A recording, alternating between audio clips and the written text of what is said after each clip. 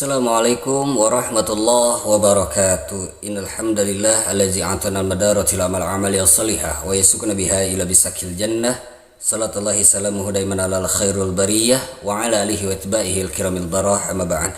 Subhanallah walhamdulillah wa la ilaha illallah wallahu akbar. Allahumma shalli ala sayyidina Muhammad wa ala ali sayyidina Muhammad. Alhamdulillah sahabat Suriah, kita berjumpa lagi di acara Suriah Subuh ceria dan barokah. Insyaallah di subuh hari ini Umi, kita akan membahas tema apa nih yang akan disajikan menemani sahabat Suriah di rumah? Karena sebentar lagi kita akan memasuki bulan Ramadan ya Bi. Iya.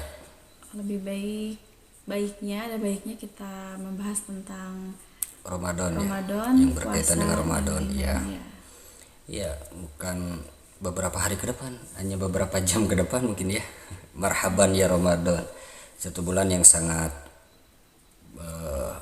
Allah Subhanahu wa taala muliakan dan dispesialkan untuk umat Rasulullah sallallahu alaihi wasallam. Bulan ini di mana bulan kalamullah. Jadi seluruh kitab-kitab Allah diturunkan di bulan Ramadan. Suhuf Ibrahim, kitab Jabur, kitab Taurat, kitab Injil dan Al-Quranul Karim diturunkan di bulan Ramadan. Jadi ini bulan yang sangat spesial sekali. Nah, untuk mengawali bahasan di subuh hari ini, Abi tertarik dengan satu hadis riwayat Hakim yang dari Ka'ab bin Uzrah radhiyallahu anhuma. Ketika itu Rasulullah Shallallahu Alaihi Wasallam mengumpulkan para sahabat untuk mendekati mimbar. Dekatilah mimbar. Dengan maksud tujuan Rasulullah pada waktu itu akan berkhutbah. Dekatilah mimbar. Maka para sahabat pun mendekati mimbar. Dan ketika Rasulullah Shallallahu Alaihi Wasallam menaiki anak tangga pertama nih Umi, Rasulullah Shallallahu Alaihi Wasallam mengucapkan amin. Menaiki tangga kedua, Rasulullah kembali mengucapkan amin.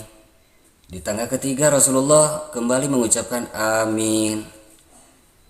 Lantas para sahabat radhiyallahu anhum bertanya, "Ya Rasulullah sallallahu alaihi wasallam, sebelumnya aku tidak pernah mendengar hal yang seperti ini."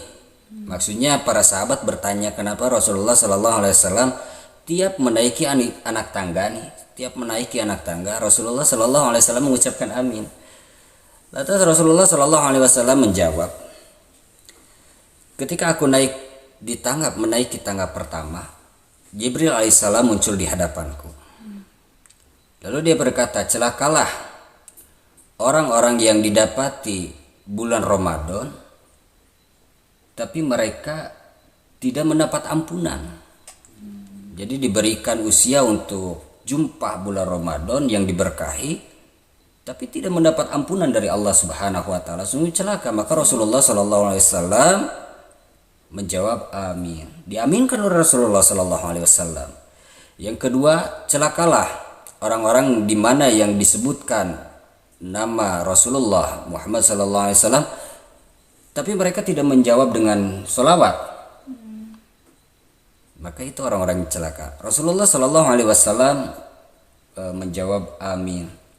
Dan yang ketiga, ketika menaiki anak ketiga, Jibril alaihissalam berkata, celakalah orang-orang yang didapati masih mempunyai kedua orang tua atau salah satu di antaranya, tapi tidak mendapatkan rahmat dan surganya Allah Subhanahu wa taala. Jadi ada 3 poin. Yang pertama tentang bulan Ramadan, yang kedua tentang sholawat kepada Rasulullah Sallallahu Alaihi Wasallam yang jelas banyak fadilah dan banyak keutamaan salawat kepada Rasulullah Sallallahu Alaihi Wasallam, dan yang ketiga tentang khidmat seorang anak kepada orang tua, karena di sana ada ladang pahala yang begitu besar ketika seorang anak berkhidmat kepada orang tua. Nah, kita akan bahas poin yang pertama ya, yang berkaitan dengan bulan suci Ramadan yang tinggal beberapa jam lagi kita akan jalani dengan penuh kesungguhan. Jibril alaihissalam mengatakan, celakalah orang-orang yang didapati atau bertemu dengan bulan Ramadan tapi tidak mendapatkan ampunan dari Allah Subhanahu wa taala, dan ini diaminkan oleh Rasulullah sallallahu alaihi wasallam. Artinya apa? Ini bulan di mana Allah Subhanahu wa taala menurunkan bulan Ramadan ini, di dalamnya benar-benar penuh dengan keberkahan. Saking penuh keberkahannya, bahkan ada satu riwayat yang diriwayatkan oleh Siti Aisyah radhiyallahu anhuma, Siti Aisyah radhiyallahu anha, beliau berkata, aku tidak pernah mendapati wajah Rasulullah Shallallahu Alaihi Wasallam di bulan-bulan yang lain kecuali ketika akan menyambut bulan suci Ramadan. Wajah Rasulullah Shallallahu Alaihi Wasallam begitu gembira, begitu gembira. Kenapa? Karena di bulan Ramadan ini Allah Subhanahu wa taala menambahkan pahala fardu menjadi 70 kali lipat. Pahala-pahala sunnah Allah Subhanahu wa taala ganjar dengan pahala-pahala wajib. Makanya ini jadi momen untuk senantiasa meningkatkan amal ibadah kepada Allah Subhanahu wa taala. Bahkan Nabi pernah baca juga dari kitab Fadilah Ramadan, itu para alim ulama ketika menjumpai bulan suci Ramadan itu benar-benar dihabisin untuk ibadah kepada Allah Subhanahu wa taala. Seperti Syekh Muhammad Al-Hindi rahmatullah alaih, senantiasa siang dan malamnya tidak putus membaca Al-Qur'an. Terus Syekh Mahmud Al-Hasan, Syekh Mahmud Al-Hasan rahmatullah alaih, bahkan setiap bulan Ramadan tidak pernah putus baca Al-Quran, dan waktu-waktu senggangnya dipakai untuk mendengarkan para hafiz Al-Quran satu demi satu, didengarkan bacaan Al-Qurannya, dan tidak pernah putus untuk sholat sunnah diperbanyak. Ini para alim ulama. Mudah-mudahan semangat kita, giroh, jazbah kita untuk beramal ibadah di bulan suci Ramadan makin meningkat, dan sebagai bahan pelatihan diri ketika kita lepas dari bulan Ramadan, kita senantiasa mempertahankan amaliyah ibadah kita di bulan-bulan yang lain. Karena ada sebuah riwayat ketika di bulan suci Ramadan setan-setan dibelenggu, tidak menggoda manusia. Lantas ada pertanyaan, kenapa masih banyak orang yang melakukan maksiat dan dosa di bulan Ramadan? Bukan di bulan-bulan lain.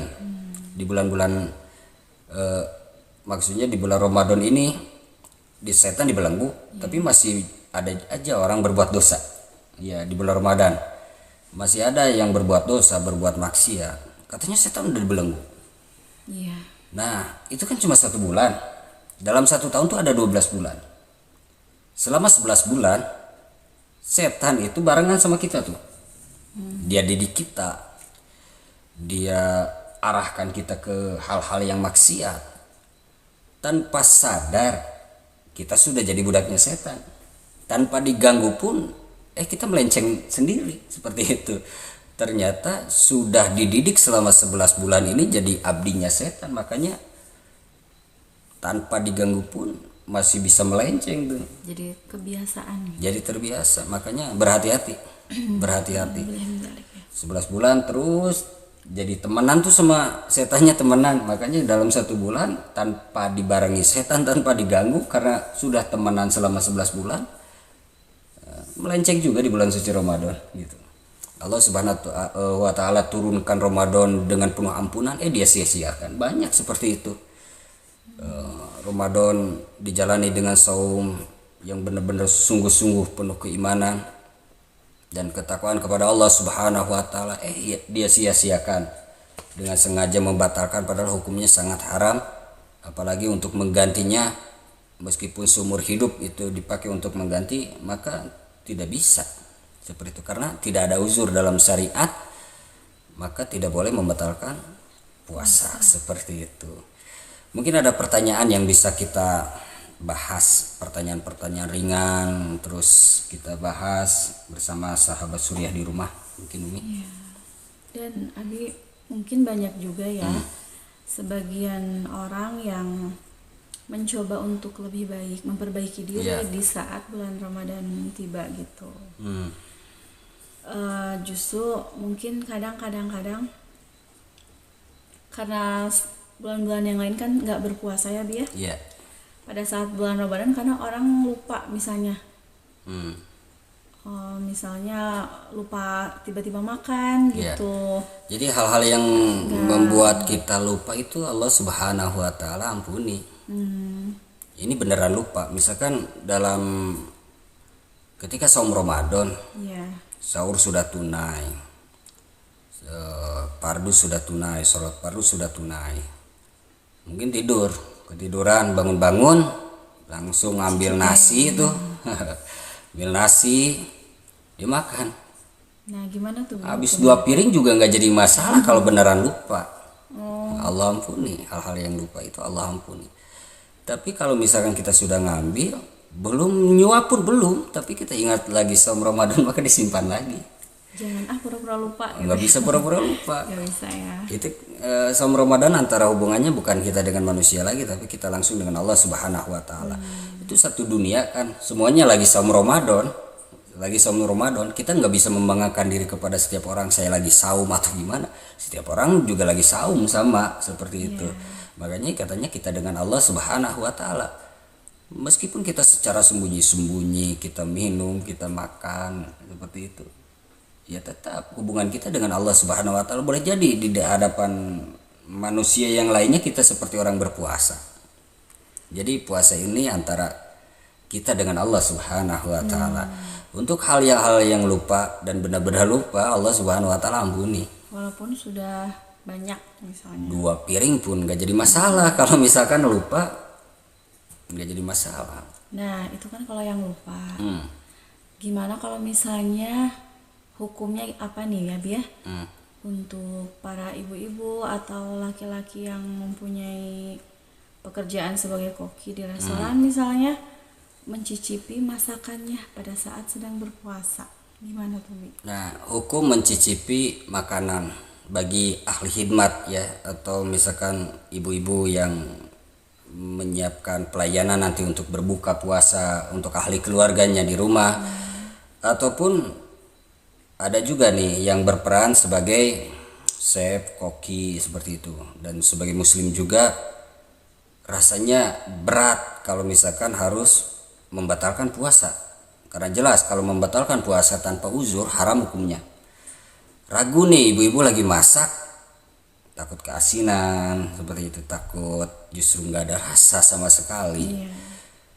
Nah ini ada perbedaan pendapat antara alim ulama. Ada yang mengatakan membolehkan ketika itu dicicipin hanya di ujung lidah, kan mencicipi itu di ujung lidah, di ujung lidah.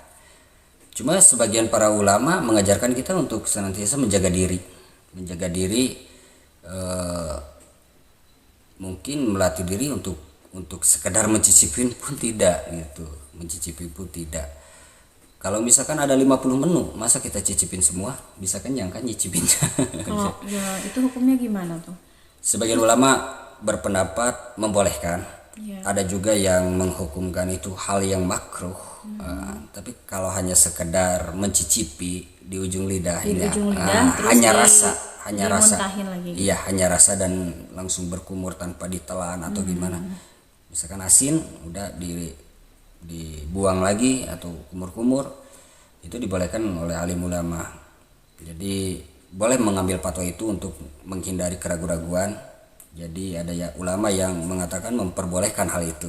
Salah satunya mufti dari Mekah, Syekh Abdullah bin Baz, itu mengatakan boleh kalau hanya untuk mencicipi rasa ya. Jangan misalkan kita mencicipi tapi sampai 2 piring, 1 sendok pun nggak boleh. Mencicipi rasa asin atau tidak ada rasa itu boleh. Seperti itu. Cuma kita tidak pernah melakukan itu ya. Ya, ada yang lain? Terus kalau misalnya untuk orang yang sehari-harinya bekerja berat misalnya, itu gimana tuh hukumnya? Boleh nggak kalau nggak berpuasa? Jadi sengaja batal karena bekerja Jadi keras, nggak puasa karena bekerja emang berat, pekerjaannya berat. ya. Nah, untuk mungkin ini untuk kaum laki-laki, boleh jadi mungkin ada Perempuan sebagian dan dari laki-laki. kaum wanita juga yang bekerja berat. Ketika bekerja berat, boleh tidak kita membatalkan puasa karena capek, lelah atau seperti itu? Jelas tidak boleh. Karena yang membatalkan puasa itu uzur. Misalkan kita mau kerja nih, kita sudah tahu kerjaan ini sangat sekali berat. Dan kalau misalkan kita jalani tetap akan lelah, haus seperti itu ya, tidak ada tenaga, itu tidak boleh, haram hukumnya. Apalagi direncanakan sejak pagi kita akan batal puasa karena pekerjaan kita berat, itu haram hukumnya untuk membatalkan. Kecuali, nah itu terkecuali ketika misalkan ini tidak dibuat-buat ya, memang kenyataannya seperti itu, ada uzur, orang itu kerja berat, tiba-tiba misalkan dia terlalu letih atau misalkan sudah kunang-kunang matanya atau sudah pingsan, itu boleh batal puasa karena uzur. Jadi yang boleh membatalkan puasanya bukan karena kerja kerasnya, kerja beratnya, tapi karena uzurnya itu.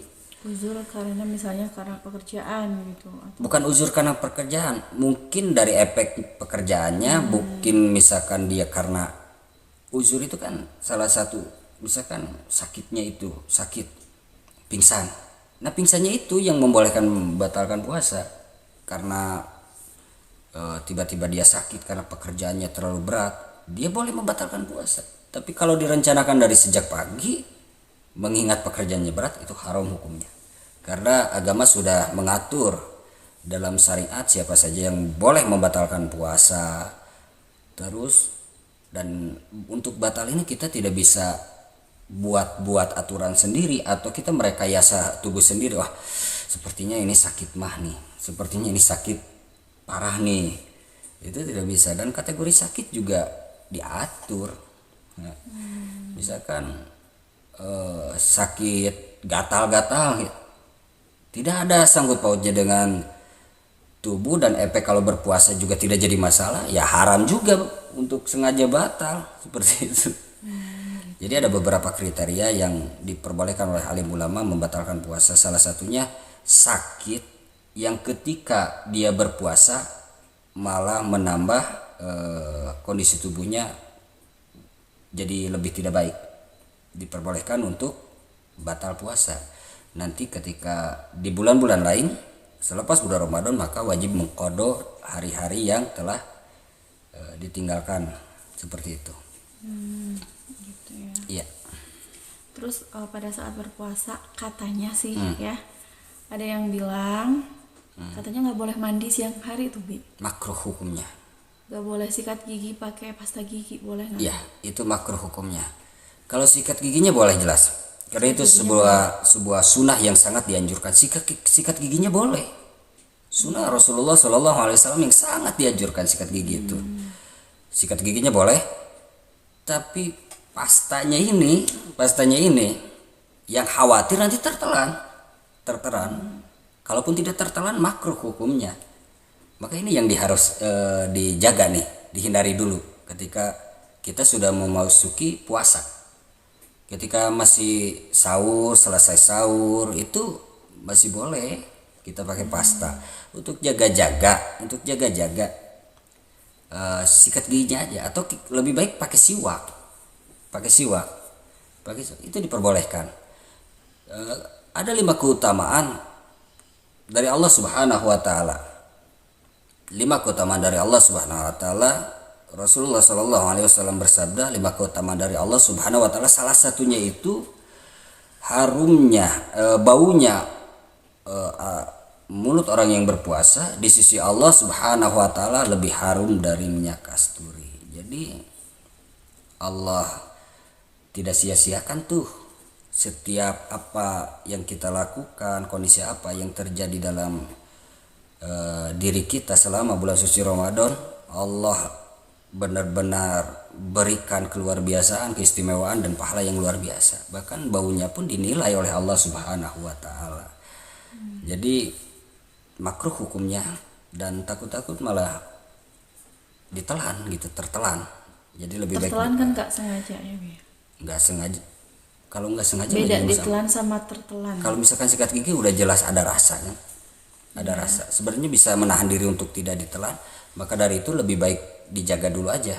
Lebih baik misalkan selesai sahur kita sikat gigi pakai pasta, dan misalkan di waktu yang sudah memasuki puasa kita pakai siwak atau misalkan sikat giginya aja tanpa Jadi pasta. tanpa pasta gigi. Lebih aman seperti itu. Jadi menjauh yang subhat, yang keraguan-raguan. Iya, salah satunya yang makruh saja kita tinggalkanlah, belajar di bulan suci Ramadan. Seperti itu. Nah, terus kalau untuk yang ibu hamil boleh nggak tidak Seperti apa? berpuasa? Jelas itu syariat. Ibu hamil, wanita menyusui diperbolehkan tidak berpuasa. Karena kekhawatiran mengganggu kesehatan dirinya dan mengganggu janin atau mengganggu si bayinya, mengganggu kesehatan. Diperbolehkan dalam syariat untuk tidak berpuasa. Untuk tidak berpuasa. Untuk tidak Kalaupun berpuasa. berpuasa, Kalau misalkan kuat untuk berpuasa, ada sebagian riwayat, dalam Hikayatus Sahabat, Hikayatus Sahabiyah, ada juga cerita-cerita para alim ulama di mana alih-alihnya para istri-istrinya tetap saum Ramadan ketika hamil, ada juga yang saum Ramadan ketika menyusui. Tapi mengingat kondisi, kan beda-beda kondisi. Bahkan tingkatan keimanan juga berbeda-beda.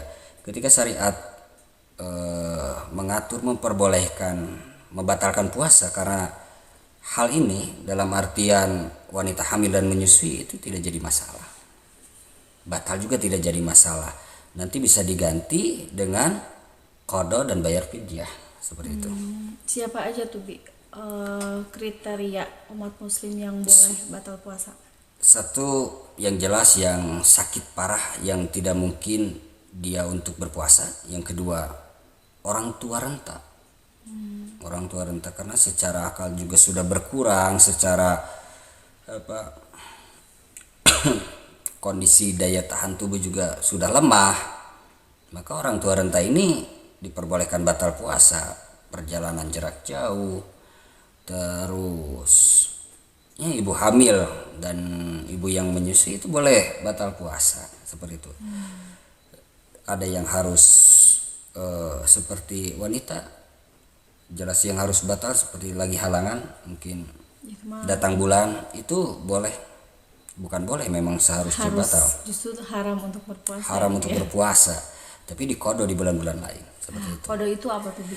Kodo itu mengganti puasa yang ditinggalkan di bulan Ramadan diganti di bulan-bulan lain, gitu. Sesuai hari yang dia tinggalkan. Seperti itu. Nah, ada juga fidyah. Kalau fidyah itu membayar dengan makanan.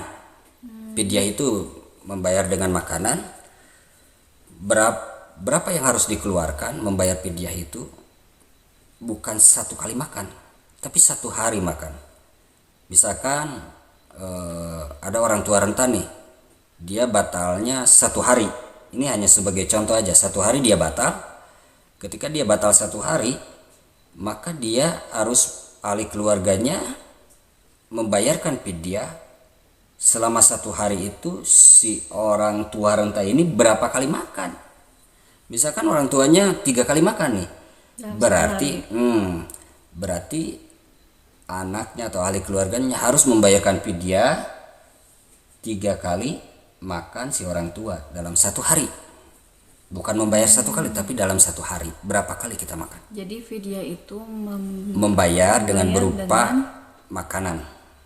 Bahan pokoknya apa nih yang biasa kita konsumsi? Misalkan beras, boleh kita mengeluarkan beras. Ada alim ulama juga yang menyatakan misalkan boleh di dalam bentuk sajian makanan yang sudah kita olah, itu diperbolehkan juga. Atau misalkan mentahnya nih kita kasih berasnya, lalu takarannya berapa sih satu sok itu?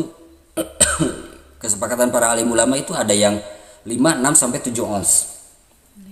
6 sampai 7 ons berarti beras takaran seperti itu. Kalau takaran dalam berasnya nanti. Terus bayarnya ke siapa tuh?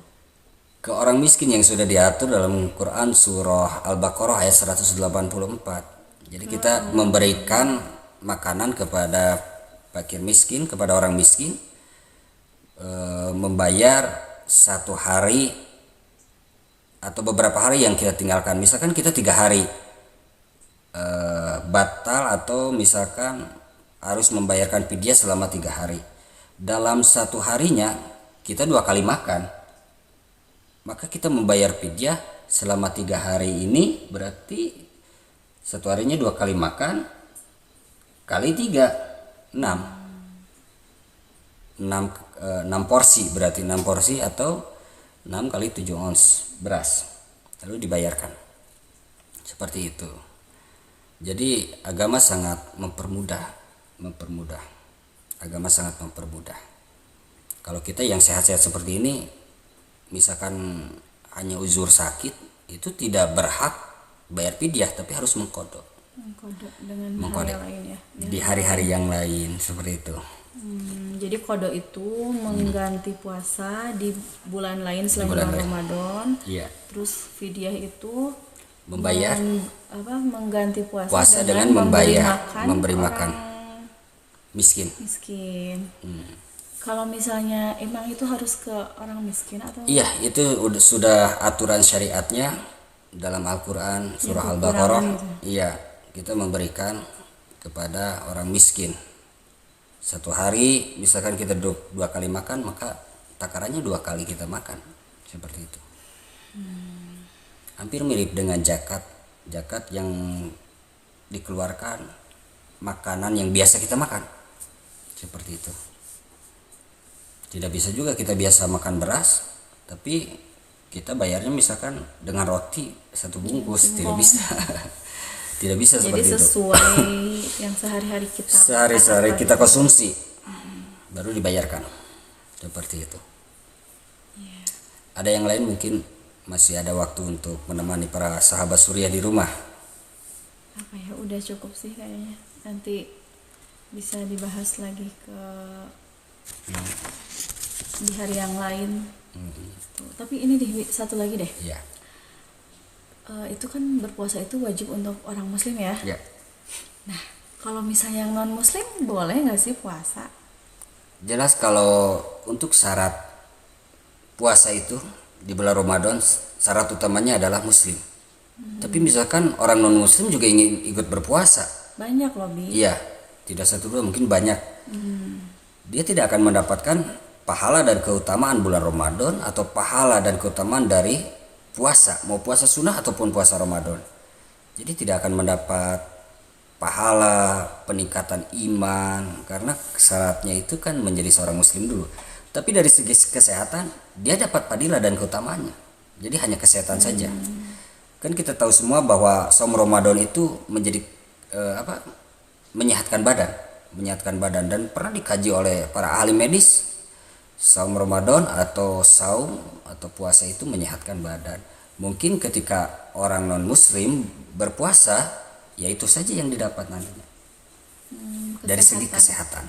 Tapi untuk hal-hal lain yang sangkut pautnya dengan peningkatan iman, penambahan pahala, ampunan dari Allah Subhanahu wa taala yang masuknya kepada bab-bab iman, jelas orang non muslim tidak akan dapat itu. Karena ini dispesialkan hal-hal ini untuk umat muslim. Mungkin dari segi kesehatan saja yang dia dapat. Seperti itu. Iya. Ada lagi? Itu aja paling, Bi. Cukup. Alhamdulillah kita sudah membahas beberapa pertanyaan-pertanyaan juga tentang hadis Rasulullah Shallallahu Alaihi Wasallam yang menekankan kita jangan menyanyiakan bulan Ramadan. Jangan sampai dijalani dengan begitu saja tanpa meningkatkan amal ibadah. Jadi jangan disia-siakan. Jangan disia-siakan. Perbanyak taubat kepada Allah Subhanahu wa taala, perbanyak amaliyah ibadah di bulan suci Ramadan. Misalkan kita biasa maksiat di bulan Ramadan, stop dulu. Belajar selama 1 bulan, stop memperbaiki dulu. Ya, memperbaiki diri, introspeksi diri, memperbaiki amalan ditingkatkan. Hal-hal yang menyebabkan kita dulu terjerumus ke dalam jurang maksiat selama bulan suci Ramadan, kita dulu. Tahan. Biasa membuka aurat selama bulan suci Ramadan, belajar berhijab, belajar menutup aurat. Mudah-mudahan biasa ngomongin orang gibah. Nah, selama bulan suci Ramadan itu adalah gibah itu adalah hal yang membatalkan pahala puasa. Bukan membatalkan puasa. Puasanya masih sah, karena yang membatalkan puasa itu makan dan minum kan. Ya. Tapi dia akan sia-sia karena batal pahala puasanya karena membicarakan orang lain, aib orang lain. Makanya stop dulu nih dari lisan, tatapan mata yang menyebabkan batal pahala puasa, langkah kaki dengan tujuan tidak jelas, dari ujung rambut sampai ujung kaki jelas dijaga dari hal-hal yang membatalkan pahala puasa, yang membuat Allah Subhanahu wa taala tidak ridho. Lebih baik di bulan suci Ramadan ini dijadikan ajang kita menjadi lebih baik dan meningkatkan amaliyah ibadah. Buat yang belum berhijab, belajar berhijab. Mudah-mudahan Allah tidak akan sia-siakan segala sesuatu.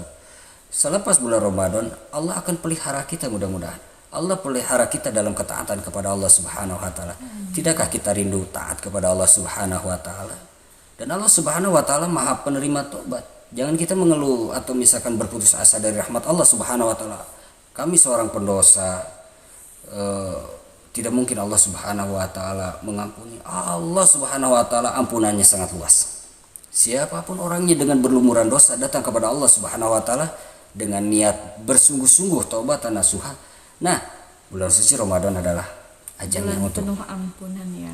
iya, bulan penuh ampunan.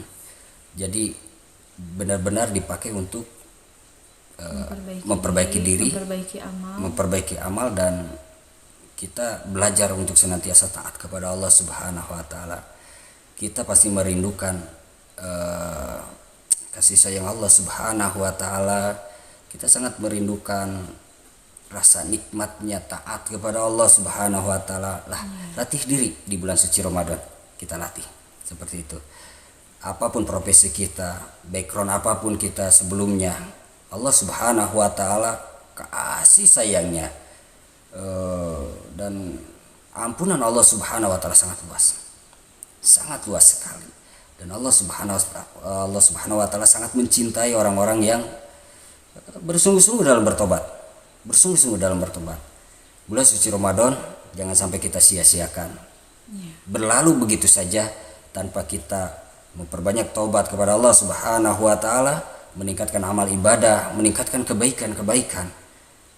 Jangan sampai dijalani dengan sia-sia, berlalu begitu saja, karena tidak ada jaminan kita berjumpa lagi dengan bulan suci Ramadan tahun depan.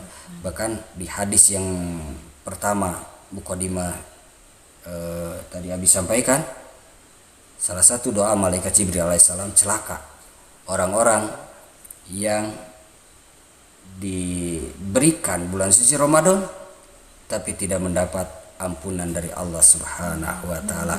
Mudah-mudahan kita menjadi orang-orang yang senantiasa meningkatkan amaliyah ibadah di bulan suci Ramadan, dan mudah-mudahan kita tergolong oleh Allah Subhanahu wa taala yang menjalankan bulan suci Ramadan dengan penuh kesungguhan, dan saum Ramadan kita diterima oleh Allah Subhanahu wa taala.